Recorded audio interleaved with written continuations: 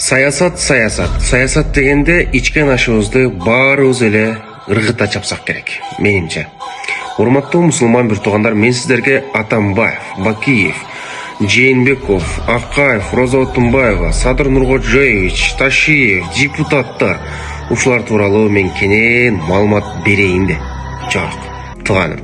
Мен деле аларды менен чогуу жашабагандан кийин, алардын жанында жүрбөгөндөн кийин алар тууралуу мен эч кандай кыпындай жаман сөз айта албайм. Албетте жакшы гана сөздөрүмдү айта аламын. Себеп дегенде алардын бирөөсү мен дагы жолуккан эмесмин. Жанынан болсо дагы бир сөзүн уккан эмесмин. Жалаң гана медиа тараптардан угуп көрүп билип жүрөм. Азыркы учурда Атамбаевка, Жээнбековго дегеле бардык президенттерге, депутаттарга жаман ыплас сөздөрүн сүйлөшүп жатат адамдар комментарийлерде. Бирок урматтуу тууганым, адам акысы деген нерсе бар, гыйбат деген нерсе бар. Сиз өмүрүңүздө көрбөгөн, өмүрүңүздө ал адам менен мамиле кылып көрбөгөн инсан тууралуу гыйбат кылып, анын акысын жеп, анын акысына кирип калгандыгыңыз бул чоң күнөөлөрдөн болуп эсептелинет эгер мусулман болсоңуз. Ошондуктан мен сиздерге айтаар элем. Ак үйдүн ичине кирбегенден кийин, алар менен мамиле кылып көрбөгөндөн кийин, алар менен сапарда бирге болбогондон кийин, адамдардын кайдагы бир ушакчы адамдардын сөзү менен сиздер ага ишенип, ошолорго кошулуп гыйбат кылып алып өзүнчө кыяматта катуу жооп берип калбаңыздар.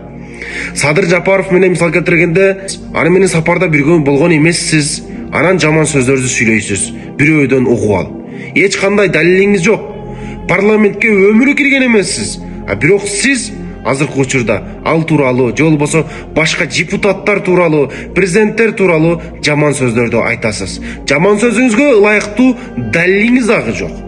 Ошондуктан далилиңиз жок болгондон кийин, өмүрүңүздө көрбөгөндөн кийин жаман сөздөн алыс болуңуз. Жалаң гана жакшы сөздөрдү айтайлык. Пейлибиз оңдойлук, пейлибиз оңолсо баарыбыз оңолобуз, өлкөбүз дагы оңолот. Ошондой эле урматтуу мусулман бир туугандар, гыйбат деген нерсе, адамдын акысы деген нерсе кыяматта дагы кечирилгис чоң күнөөлөрдөн болуп эсептелинет. Инсан менен инсандын ортосундагы мамилеге Аллах Таала эч убакта аралаша албайт. Ошондуктан бул адамдын акысы деген нерсеге, гыйбат деген нерсеге аябай катуу маани бериңиздер. Өтө этият болуңуздар. Бул жаман нерсе тууганым. Жакшы сөз сүйлөңүз. Жаман сөздөн эч кандай пайда жок. Тескерисинче зыян табасыз.